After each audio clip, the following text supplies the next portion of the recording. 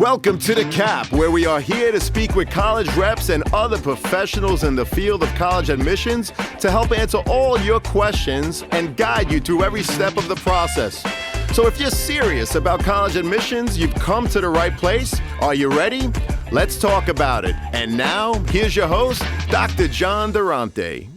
Welcome to The Cap, the College Admissions Process Podcast. I am your host, John Durante, and I am here to introduce you to college admissions representatives and other professionals in the field of college admissions. Our purpose is to serve you, the students and parents, so that you may gain insight straight from the people who ultimately make the decisions. Regardless of whether you will apply to a particular school being highlighted, you should listen to all of the episodes, as each guest will give you tremendous insight and advice on every aspect of the college admissions process, prompting you to come up with your own follow-up questions for when you visit campus or meet with a college admissions representative yourself. Lastly, if you have any questions you'd like me to cover on future episodes or any comments you'd like to share, please email me at collegeadmissionstalk@gmail.com. And don't forget to visit our website at www.collegeadmissionstalk.com. So are you ready? Let's talk about it. Welcome to The Cap, the College Admissions Process Podcast. I am your host, John Durante, and it gives me great pleasure to introduce to you today Connor Stanfield, who is a senior admission counselor at Grinnell College. Connor, thank you so much for being here today. How are you? Good. Yeah, I'm doing my best to stay warm. There's a blizzard going through Iowa right now, but it's nice and warm in my apartment, and I'm happy to be here. Fantastic. I could actually hear the wind howling in the background, so, be safe out there. But again, Connor, what an honor and a pleasure to have you. So let's get right to it. What is it about Grinnell College that makes it so appealing for so many students to want to apply and ultimately attend? Yeah. This is something I could go on and on about, especially I'm an alum of Grinnell. I graduated in the class of 21. And for me, it was the combination of the rigorous academics, the tight-knit community, and the generous financial aid. And so those are kind of loosely some of the distinguishing factors we usually point out when we're talking about Grinnell, especially our individually advised curriculum, the diversity of our community, and again, the generosity of our financial aid. So in terms of the curriculum, we basically have an open curriculum at Grinnell. There's only one required 4-credit class, and that's an intro to college writing class that students take their very first semester at Grinnell that professors teach on all sorts of different subjects. Otherwise, we don't have any distributional requirements or any general education classes, and so I think students are very drawn to Grinnell by the flexibility that offers and the ability to take ownership for their own education. And so when you combine that with the strength of our academics generally, we're pretty consistently ranked within the top 10 colleges in the U.S. in terms of the undergraduate classroom experience, undergraduate teaching, and undergraduate research. Our academics are definitely a huge draw. Our student body is also remarkably diverse for a college of our size, especially in terms of international students. So just to rattle off some numbers real quick, about 1 in 5 of our students are international students, about 1 in 4 domestic students of color, and about 1 in 6 to 1 in 7 are first-generation college students. And we have students from all 50 states and over 50 countries on campus at any given point. So I think students across the board are excited to have the opportunity to have conversations across that kind of difference. And, while we are still an elite, predominantly white institution, so there's always work to be done, I think students of color, international students, first-gen students are excited that there is already a community built in for them, and there are lots of resources for them to draw on while they're at Grinnell.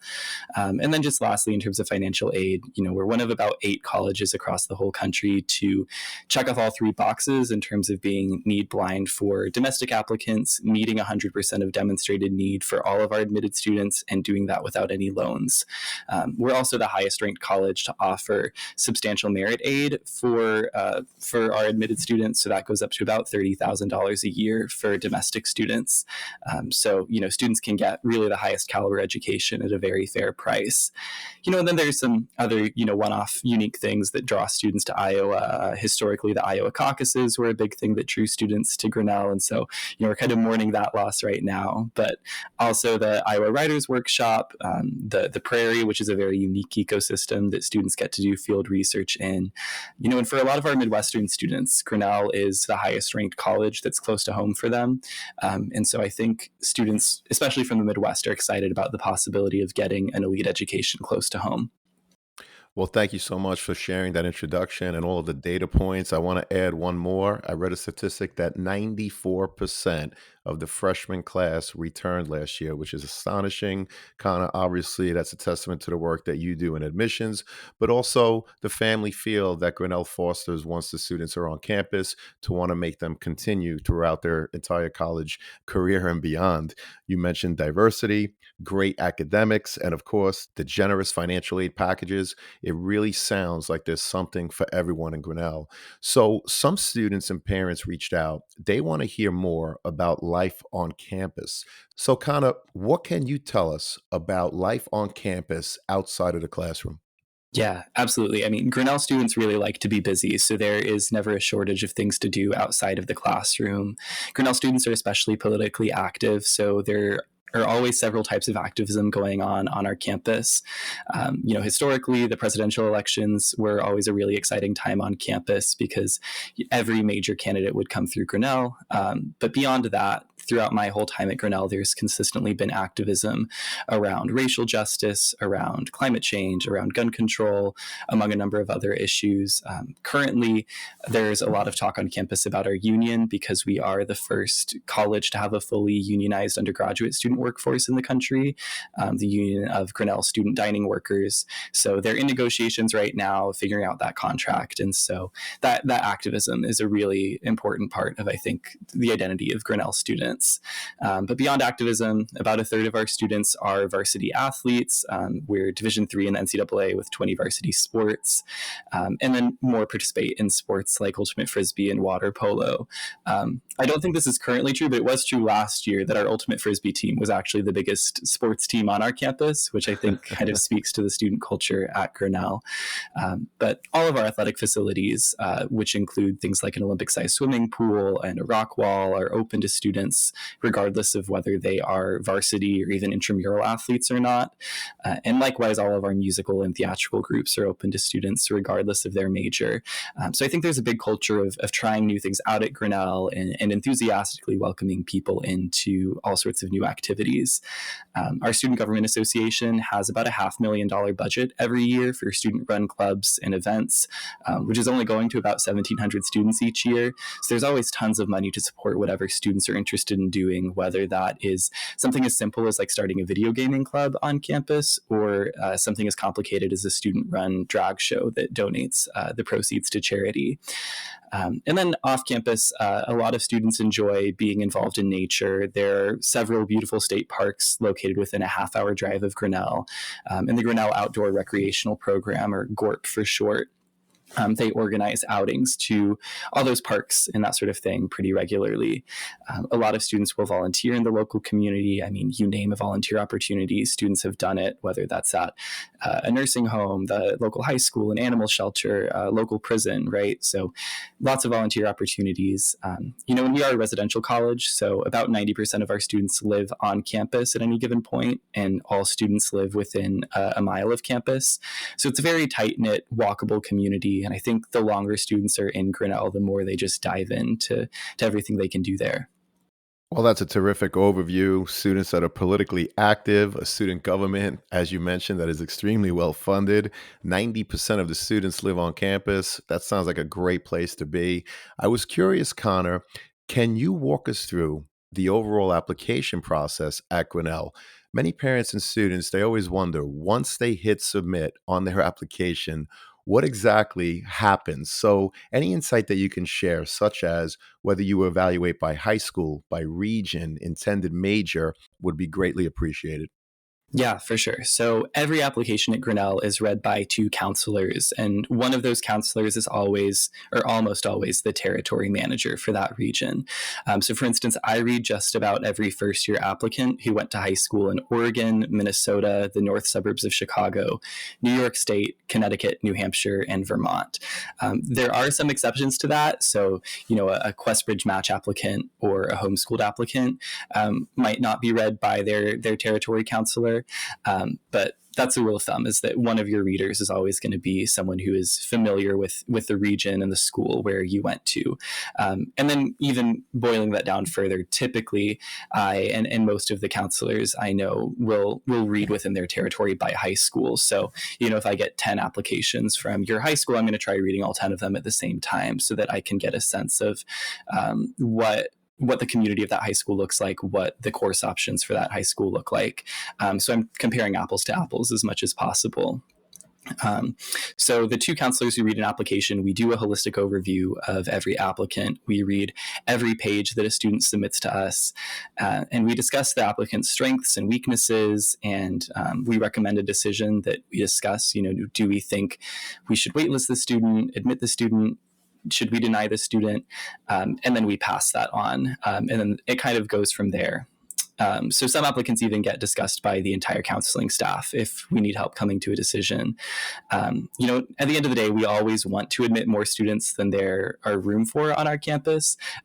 So once we've gone through every single applicant and made a decision or a recommendation for each of them, we'll always have to go back through and cut out a few more, which is always a sad time of year. But then, for our first year applicants, we don't actually consider a major at all as part of our admission process. We kind of imagine that every student is coming into Grinnell undecided. The three things that we really look for when we're reading an application are: one, is the student academically prepared for Grinnell? Two, is the student going to be an active, engaged, compassionate member of our community? And then three, is there some evidence that the student is excited about the possibility of coming to Grinnell? You mentioned earlier our really high first year retention, which is very important to us. We want to make sure that the students we're bringing to campus are actually going to have not just a positive academic experience, but also a positive social experience on our campus. So we take that additional component of crafting our community very seriously.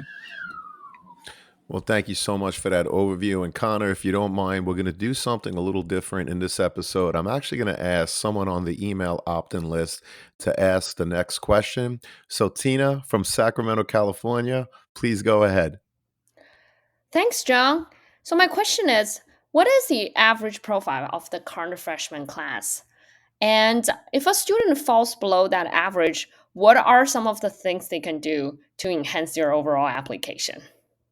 Yeah, so the first thing I'll talk about in terms of the average student profiles, in terms of grades, we don't actually collect average GPA for our students because we have so many students coming from all across the country and all across the world. And, a 4.0 at a public school in New York City is going to be very different than a 4.0 at a private school in the Bay Area. So it's just not useful for us to even look at. In terms of grades, though, we are hoping to see that students are taking the most challenging set of courses available to them at their high school, whether that is a bunch of AP classes, the full IB diploma, honors courses, that sort of thing. And generally, students we admit are getting A's and B's in those classes. In terms of average test score for the class of 2026, the middle 50% for the SAT ranged from 1430 to 1560, and the average ACT was 31 to 35. But that is only for students who submitted a test score to Grinnell, so that might be skewed slightly upwards in terms of students who had a slightly stronger test score.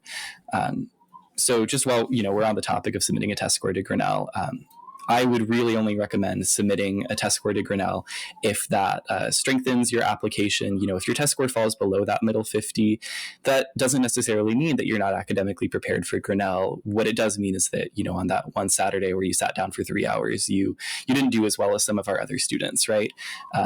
But we don't require you to submit that test score. If you fall below that range, the best thing you can do to strengthen your application is just to not submit it. Just have us look at your transcript instead. I would also recommend that if students had like a rocky patch in their grades, if they weren't able to take classes as rigorous as they hoped for, that they use the additional information section of the Common App to explain those additional challenges. Whether you had a death in the family at some point in high school, or you were sick for a period, or you were diagnosed with a learning difference, all those things are useful so we can see, okay, sophomore year, spring semester, you had a death in the family. Okay, I see that's where your grades dipped. They went right back back up. There's no need to stress about that period. Or in terms of rigor, if there were conflicting classes, if all of the APs weren't offered a particular year, let us know that, because otherwise, we're not in your high school on a day-to-day basis. So that really just helps us fully understand the context that you were in, and how you succeeded in that environment. The other thing I would recommend to students is that if you are really interested in Grinnell, that you demonstrate that interest in some capacity. One of the best ways to do that is by requesting an online interview with Grinnell. The year before a student applies to Grinnell, they can interview over the summer and then all the way up until December. So I actually just interviewed my last student for the year last night. So that's just a great way for you to really prove that you are excited about the possibility of coming to Grinnell. When we're talking about demonstrated interest, we are not going to admit a highly interested student who is not academically prepared for Grinnell or who's not going to be a great community member. But a student with a lot of demonstrated interest is going to rise above a similarly qualified student who hasn't demonstrated very much interest.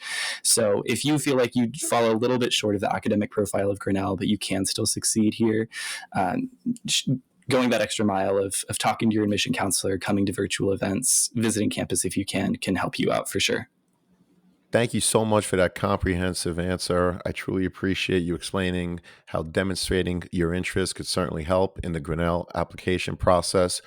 You also mentioned test scores, which we're going to come right back to. But I first just want to take a moment to thank Tina from Sacramento, California, for posing the question. And if anybody wants to do so on a future episode, please click the link in the show notes or visit the website www.collegeadmissionstalk.com. So, Kana, I know that Grinnell College is currently test optional, as you mentioned, like many other schools, by the way, but can you share the percentage of students that apply and that are ultimately admitted that did not submit their test scores? Yeah, so in terms of applicants, it's about 50-50 in terms of students who submit their test scores and students who don't. And then in terms of our admitted students, it does swing a little bit in favor of those who submitted a test score. So it's about 60% of our admitted students did submit a test score and about 40% did not submit a test score. We don't consciously favor students who submit a test score in our reading process, but who knows, maybe the students who did score really well and just chose to submit that test score were stronger academically or had stronger applications in other ways. But yeah, and then when you look back at our enrolled students, it does go back to about 50-50 in terms of those who submitted a test score and those who didn't. Well, I appreciate that. And Connor, where do you think the test optional movement will go over the next few years and beyond? Yeah, I'm really hopeful that colleges, especially I think elite colleges like Grinnell, continue to remain test optional. I think that it has done a lot of really great things for us as an institution in terms of both increasing the size and the diversity of our applicant pool, which then of course increases the diversity on our campus. I think that speaking from Grinnell right now, we are on year 2 of a 5-year pilot for our test optional program, where we're collecting data to see if there is a meaningful difference in terms of academic success between students who submitted a test score and those who did not submit a test score. And so we'll see where that goes. I think that there is some resistance, I think, just generally in higher education from faculty who are worried about, how are we going to test a student's preparedness if not through a test score? I think on our end as counselors, we know that we can see that really clearly through the transcript. And so I don't expect that we'll see a huge difference between students who submitted a test score and those who didn't. And so hopefully Grinnell and many other schools like Grinnell will continue to be test optional, and maybe more will follow suit and become test optional in the years to come. Well, I appreciate that. And many of the people that I speak to agree with your sentiments. And I want to thank you for sharing the insight in terms of you being in year 2 of a 5-year research program. So again, thank you so much, Connor. Connor, what are the different ways a student may apply to Grinnell? And is there a benefit to applying one way over the other? Yeah, so Grinnell has 2 rounds of early decision. One is due November 15th and one is due January 1st. And then we have our regular decision deadline on January 15th. So if a student's first choice is Grinnell, I really strongly recommend applying through early decision. And really, the same advice goes for any student whose first choice college is a highly selective liberal arts college with an early decision program. At Grinnell specifically, there are three pretty big benefits to applying through early decision. The first is that you're going to hear back from us faster within about a month of the application deadline, whereas if you apply through regular decision, you probably won't hear back until mid to late March, maybe early April. The second big thing is that all domestic students who are admitted through early decision automatically get a $10,000 merit scholarship from Grinnell that renews for all 4 years, and your chances of being admitted through early decision are higher than being admitted through regular decision. Earlier I was talking about demonstrated interest, and an early decision is kind of the ultimate way of demonstrating that interest. It is, putting all your cards on the table and saying like, yes, this is my very top choice school. I'm so excited about attending here. So I think that's a great way for a student who might typically fall below Grinnell's average academic profile to have a better chance of getting into Grinnell. But then beyond like early decision, regular decision, we do also participate in the QuestBridge match process. And I strongly encourage any students who would qualify for that process to pursue that. Grinnell, we took about 40 students through QuestBridge Match, both this year and last year. So I think that's just a really excellent program that helps provide access for low-income students. Connor, thank you so much. So could you just elaborate a little bit more on the QuestBridge application for those listeners that might not know about it? Yeah, absolutely. So the QuestBridge Match program is a scholarship program designed for low-income students. So the first few rounds of that application process don't actually go through Grinnell at all. They just go through the QuestBridge organization itself. And so students qualify for the program by having a family income below a certain amount, and they send in an application that is very similar to the Common App. It just has a few more writing samples in there, a few more questions students have to answer. And so they go through the whole QuestBridge program of being named a semifinalist, then being named a finalist. And then once they're named a finalist, they can list schools that they can match through. It was actually modeled after like the med school matching program, if any listeners are familiar with that, where the applicants would rank schools and schools would also rank applicants. And then at the end of the day, those people are matched up. So in terms of Grinnell's end of the QuestBridge match process, we get a list of names from QuestBridge. And those are students who are interested in matching to Grinnell. We rank all of those students. And then, the matching process happens. We say how many students we'd like to match with. And then we hear back on December 1st, basically which students we've matched with. And those students hear whether they've matched with a school or not. So any student who matches to a college through QuestBridge Match gets a full scholarship with no loans. So it's, a really great program for providing access to a lot of elite institutions. Grinnell participates in it. A lot of Ivy League schools participate in it, other highly selective liberal arts colleges too. So if you are a low-income student with really high aspirations about college, definitely look more into the QuestBridge Match program. Well, we appreciate that. And I always put in the show notes the Office of Admissions. Of course, in this case, it would be Grinnell College. Connor, if there's anything else that you want me to put into the show notes to share with the students and their parents, just provide it to me. And of course, I'll do that for our listeners. I also want to thank you for the great insight in terms of your overall application process and how you described demonstrated interest so in depth, and how Grinnell definitely looks at that as part of your overall application. We appreciate it. And kind of what about AP, IB, or dual enrollment courses? Does Grinnell accept any of them for credit? Yes. So Grinnell, we do accept AP and IB test scores for credit, as well as dual enrollment classes. We'll take up to 6 classes worth of credit. So, that's basically a semester and a half at Grinnell. So there's this whole matrix on our website that I can send you the link to include in the show notes that includes what you need to score on the AP or IB exams to get credit for that class. And then it'll also tell you if you would place out of any intro-level courses for taking that class.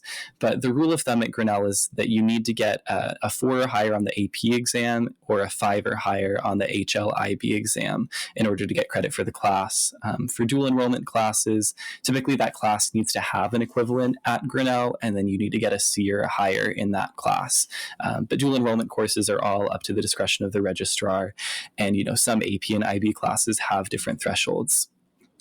Well, that's terrific. Thank you so much. And earlier you did mention students that are homeschooled.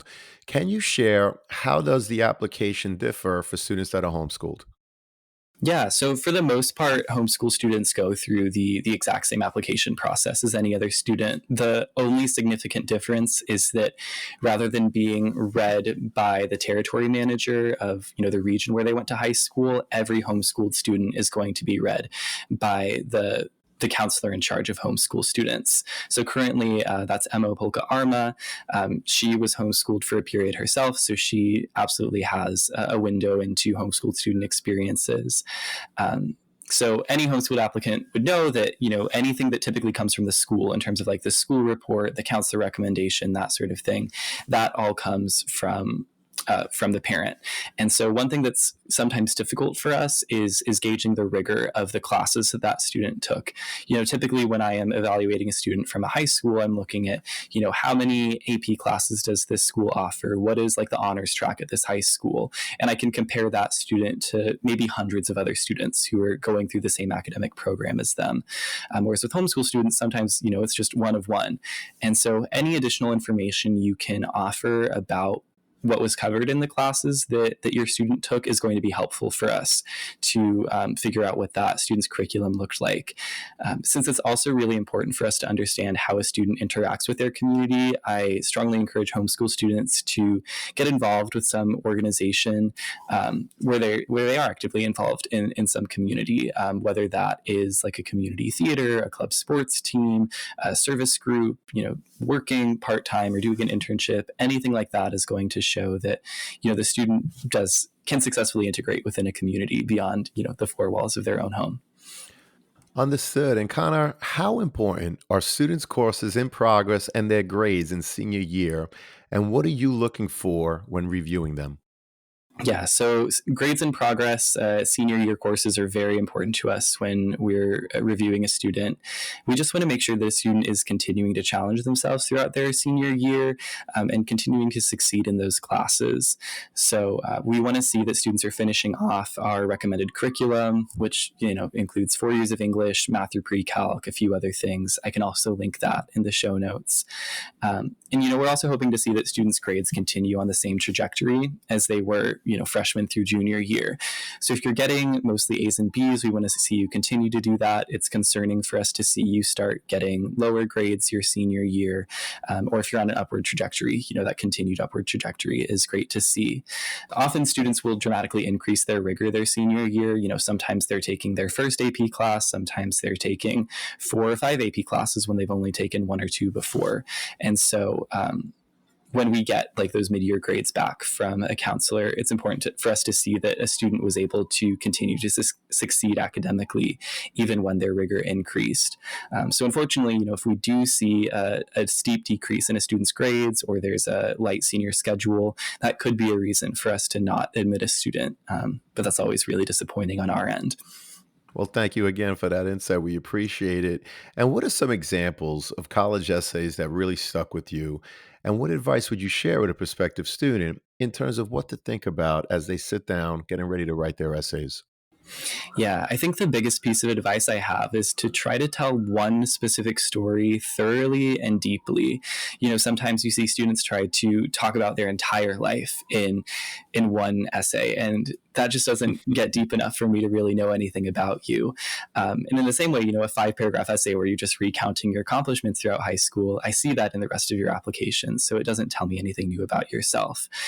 So some of the favorite essays I've read have been a little more mundane. It's a student describing what their morning trip into their high school looks like, or a family tradition, or cooking a favorite meal, right? And the things that they reflect on while they're writing about that, whether that's like the culture that they grew up in, some of the values that they hold really deeply, that tells me a lot more about a student.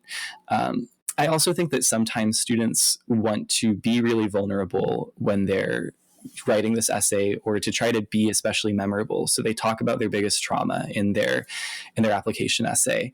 And sometimes those essays can be real done and they can be moving, especially if that student takes me on a journey from, before I was like this and afterwards I have grown in this specific way.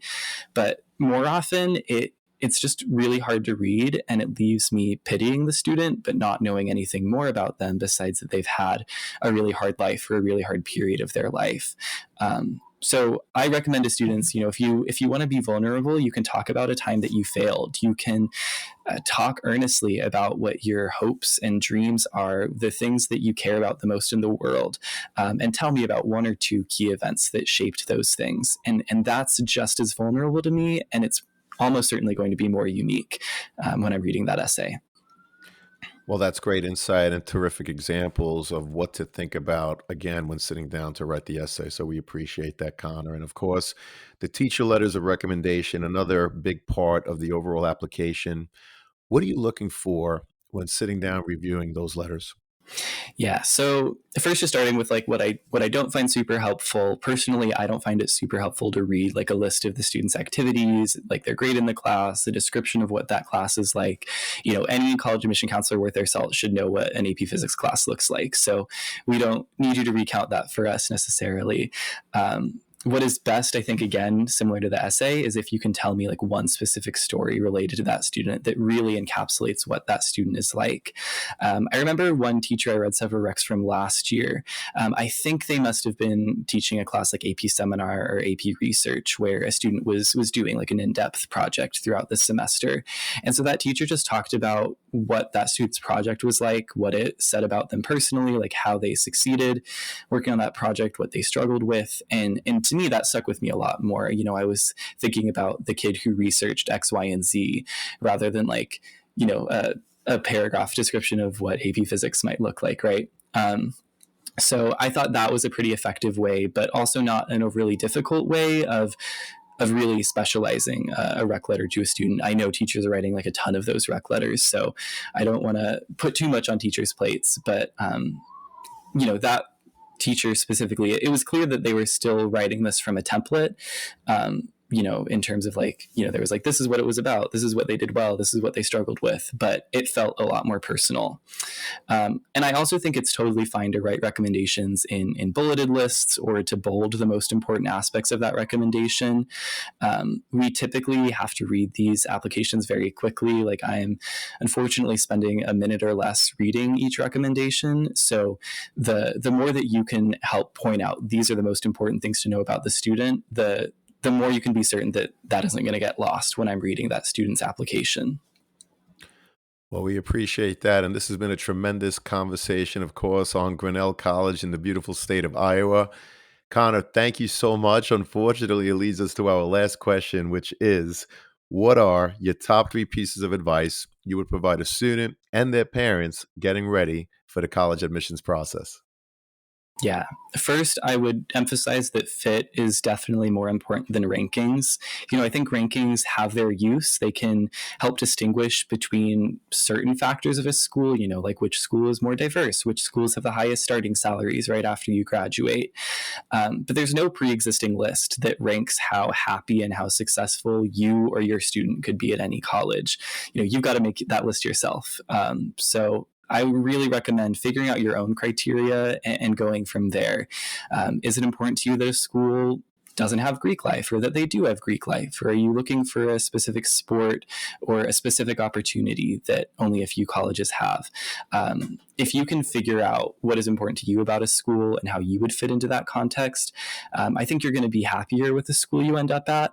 And you'll also probably be more successful applying to schools whose missions align with your values and your goals. I also think, I've been talking about demonstrated interest a lot, but it is so important to engage with the Office of Admission at the school you're applying to. All of us admission counselors have worked really hard to provide virtual and in-person opportunities for students to engage with us, and we really want you to take advantage of them. Getting to work with students is the thing that makes our jobs worthwhile. So please don't feel like you're bothering us. And it also is going to help you learn more about the school. It's going to help you learn more about what they're looking for in their applicant. And if a school does track demonstrated interest like Grinnell does, it's going to better your chances of getting admitted to that school. And then the last thing I would say is just to be gentle on yourself throughout this admission process. If you are applying to many schools, and especially many schools that are as selective as Grinnell is, the odds are pretty good that you're not going to get into all of those schools. And I think you should remember that those decisions, if that school waitlists you, if they deny you, that is not a reflection of your worth as a human being or even your worth as a student. They reflect particular institutional goals that college has at that time. And you don't have control over those. And your admission counselor even probably doesn't have control over those. You only need to get into one school for you to have a really great experience. And even if you don't get into one school in that whole application process, you can always try again next year. You can always take a gap year and better your application and be more successful next year. I know this is a super stressful experience for students. I'm only about 5 or 6 years out from it myself, so I remember firsthand how stressful it was. It's like the biggest decision you're making in your life so far. But it doesn't have to go perfectly for you to have a really wonderful college experience. People who go to all sorts of different colleges and people who don't go to college at all have very happy and successful lives. So again, just take it easy on yourself. Know that it's not the end of the world. I did not get admitted to every school I applied to. I got denied from schools that were less selective than Grinnell, and I still had a really wonderful experience. Well, thank you so much for that honest, in-depth answer, which provided tremendous advice and insight to the students and their parents. Connor, this has been an outstanding conversation. I am so happy, as I know it's going to help so many people. Thank you so much for your time today. This was wonderful, and I hope to have you again. Yeah, thanks. You too.